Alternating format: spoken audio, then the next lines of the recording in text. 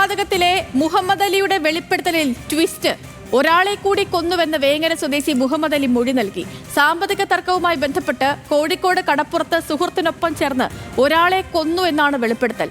മുഹമ്മദ് അലിയുടെ മൊഴി അനുസരിച്ച് നടത്തിയ പരിശോധനയിൽ ഒരാൾ മരിച്ചതായി നടക്കാവ് പോലീസ് സ്ഥിരീകരിച്ചിട്ടുമുണ്ട്. ബെൻസൺ ബാബു ചേർന്ന വിവരങ്ങളുമായി. Benson, good morning. ഈ കൂടരഞ്ഞി വല്ലാത്തൊരു കുഴപ്പിക്കലാണ് പോലീസിനെ സംബന്ധിച്ച്. കാരണം ആദ്യം ഒരാൾ പോലീസ് സ്റ്റേഷനിലേക്ക് ചെല്ലുന്നു, ഈ 39 വർഷങ്ങൾക്ക് മുൻപ് ഒരാളെ കൊന്നു എന്ന് പറയുന്നു. ഈ തന്റെ സുഹൃത്തിനെ 14-ാം വയസ്സിൽ തന്റെ സുഹൃത്തിനെ വെള്ളത്തിലേക്ക് ചവിട്ടിയിട്ട് കൊല്ലുന്നു എന്ന് പറയുന്നു. പക്ഷേ പിന്നീട് നോക്കുമ്പോൾ അങ്ങനെ ഒരു സംഭവം ഉണ്ട്, അത് സ്ഥിരീകരിക്കപ്പെട്ടു. ഇപ്പോൾ രണ്ടാമത് ഒരാളെ കൂടി കൊന്നിരുന്നു എന്ന് പറയുന്നു. അത് ഏത് കാലയളവിലാണ്? ഈ 1989 സമാനമായ കാലയളവിലാണോ ആ ഒരു കൃത്യവും നടന്നിരിക്കുന്നത്? അതുമായി ബന്ധപ്പെട്ടുള്ള വിവരങ്ങൾ. ഇനി പോലീസിനെ സംബന്ധിച്ചാണെങ്കിൽ ഈ കൊലപാതകം നടത്തി എന്ന് പറയുന്നയാൾ, അവകാശപ്പെടുന്നയാൾ മുന്നിലുണ്ട്. പക്ഷെ മരണപ്പെട്ടത് ആരാണെന്നറിയില്ല. അല്ലെങ്കിൽ ഇപ്പോൾ 2 പേരെ പറയുന്നു, 2 പേർ. ആരൊക്കെയാണ് അത് എന്നുള്ള കാര്യം അറിയില്ല. വർഷങ്ങളുടെ കാലപ്പഴക്കമുണ്ട്. അപ്പോൾ എങ്ങനെയാണ് ഈ അന്വേഷണം മുന്നോട്ട് പോകുന്നത്? മുഹമ്മദ് അലിയുടെ പുതിയ വെളിപ്പെടുത്തൽ എങ്ങനെയാണ്?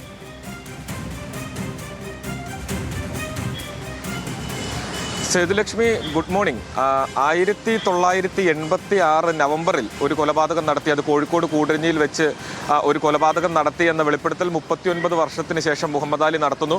അതിനെ ചുറ്റിപ്പറ്റിയുള്ള അന്വേഷണങ്ങൾ പുരോഗമിക്കുകയാണ്. അദ്ദേഹത്തിൻ്റെ മറ്റൊരു വെളിപ്പെടുത്തൽ കൂടി, മുഹമ്മദ് അലിയുടെ മറ്റൊരു വെളിപ്പെടുത്തൽ കൂടി പുറത്തു വരുന്നത് 1989 സെപ്റ്റംബറിൽ കോഴിക്കോട് വെള്ളയിൽ കടപ്പുറത്തിന് സമീപത്ത് വെച്ച് ഒരാളെ കൊലപ്പെടുത്തി, സുഹൃത്തിനോടൊപ്പം ചേർന്ന് ഒരാളെ കൊലപ്പെടുത്തി എന്ന വെളിപ്പെടുത്തൽ കൂടി പുറത്തു വരുന്നു. പോലീസ് അക്ഷരാർത്ഥത്തിൽ വട്ടം കറങ്ങുക തന്നെയാണ്. കാരണം ആദ്യ വെളിപ്പെടുത്തലിൽ ഒരു കൊലപാതകം നടന്നിട്ടുണ്ട്, അല്ലെങ്കിൽ ഒരു മരണം സംഭവിച്ചിട്ടുണ്ട് എന്ന് സ്ഥിരീകരിക്കുന്നു. അങ്ങനെ ഒരു മരണം സംഭവിച്ചിട്ടുണ്ടായിരുന്നു, പക്ഷേ അത് കൊല്ലപ്പെട്ട ആൾ ആരാണ് എന്ന് വ്യക്തമായിട്ടുണ്ടായിരുന്നില്ല. സമാന രീതിയിൽ തന്നെയാണ് ഇപ്പോഴും ഉള്ളത്.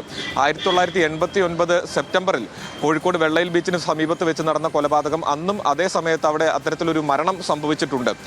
ഒരു മൃതദേഹം കടലിനോട് ചേർന്ന ഭാഗത്ത് നിന്നും ഒരു മൃതദേഹം അന്ന് നടക്കാവ് പോലീസിന് ലഭിക്കുകയും നടക്കാവ് പോലീസ് അതിൽ അസ്വാഭാവിക മരണത്തിന് കേസെടുക്കുകയും ചെയ്തിരുന്നു. അന്ന് നടത്തിയ പരിശോധനയിൽ ഇയാളുടെ മരണം, അല്ലെങ്കിൽ അന്ന് ലഭിച്ചിട്ടുണ്ടായിരുന്ന ആ മൃതദേഹം, അത് വെള്ളത്തിൽ മുങ്ങി, കടലിൽ മുങ്ങി മരിച്ചതല്ല, മറ്റെന്തോ മൽപ്പിടുത്തത്തിലൂടെ കൊല്ലപ്പെട്ടതാണ്. മറ്റ് മൂക്കിൽ നിന്നടക്കം രക്തം വാർന്ന് കിടക്കുന്ന ഒരു അവസ്ഥയിലായിരുന്നു ആ മൃതദേഹം ഉണ്ടായിരുന്നത്. എന്നാൽ അത് തുടർ പരിശോധനകൾ അല്ലെങ്കിൽ തുടർ അന്വേഷണം നടത്തിയെങ്കിലും അന്ന് മറ്റ് പ്രതികളെയൊന്നും കണ്ടെത്താനായിട്ടുണ്ടായിരുന്നില്ല. നിലവിൽ മുഹമ്മദ് അലിയുടെ ഈ ഒരു വെളിപ്പെടുത്തൽ ആ കൊലപാതകത്തിലേക്കും എത്തിച്ചേരുന്നു എന്ന് തന്നെയാണ് മനസ്സിലാക്കാൻ സാധിക്കുന്നത്. പക്ഷേ ഇപ്പോഴും അന്നും ഈ രണ്ടാമത്തെ കൊലപാതകത്തിലും, അല്ലെങ്കിൽ ആ രണ്ടാമത്തെ മരണവും സംഭവിച്ചിരിക്കുന്നത് ആരുടേതാണ് ആ മരണം എന്നതും നിലവിൽ സ്ഥിരീകരിക്കാനായിട്ടില്ല. പക്ഷേ ആ കാലയളവിൽ, ഇയാൾ ഈ പറയുന്ന ഈ കാലയളവിൽ അവിടെയും ഒരു മരണം സംഭവിച്ചിട്ടുണ്ട്. നിലവിൽ അന്വേഷണ സംഘത്തെ സംബന്ധിച്ചിടത്തോളം നേരത്തെ സൂചിപ്പിച്ചതുപോലെ തന്നെ വലിയ കുഴക്കിലാണ് കാര്യങ്ങൾ ഉള്ളത്.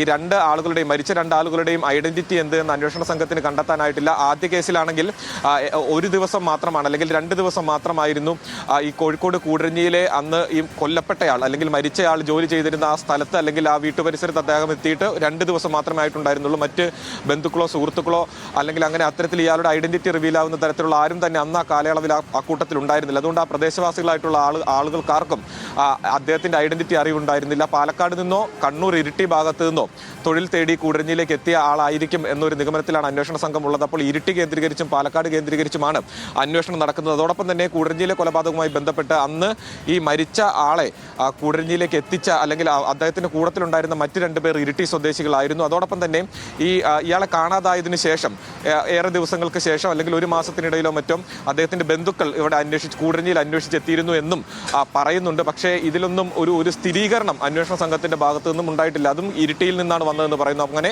ഇരിട്ടി കേന്ദ്രീകരിച്ചാണ് ഈ ആദ്യ കൊലപാതകത്തിന്റെ അന്വേഷണം പുരോഗമിക്കുന്നത്. അതോടൊപ്പം തന്നെ മറ്റ് രേഖകളെല്ലാം തന്നെ പരിശോധിക്കുന്നു. പക്ഷേ ഈ രണ്ടാമത്തെ കൊലപാതകത്തിൽ കാര്യമായിട്ടുള്ള വിവരങ്ങളൊന്നും തന്നെ അന്വേഷണ സംഘത്തിന്റെ പക്കലില്ല.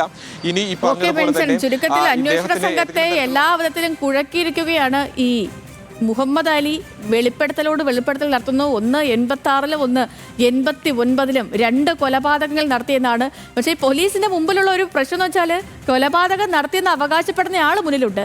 പക്ഷേ ഇത് ആരാണ് മരണപ്പെട്ടത്, എന്താണ് സംഭവിച്ചതെന്നുള്ള കാര്യത്തിൽ ഇത്രയും വർഷമായില്ലേ, 36-39 വർഷങ്ങൾക്ക് മുൻപ് നടന്ന 2 സംഭവങ്ങളുടെ വെളിപ്പെടുത്തലുകളാണ് ഇപ്പോൾ വന്നിരിക്കുന്നത്. അപ്പോൾ കൂടരഞ്ഞി കേസ് അന്വേഷണ സംഘത്തെ കുഴക്കുമെന്ന കാര്യത്തിൽ സംശയമില്ല. വിവരങ്ങൾ നൽകുകയായിരുന്നു ബെൻസൺ.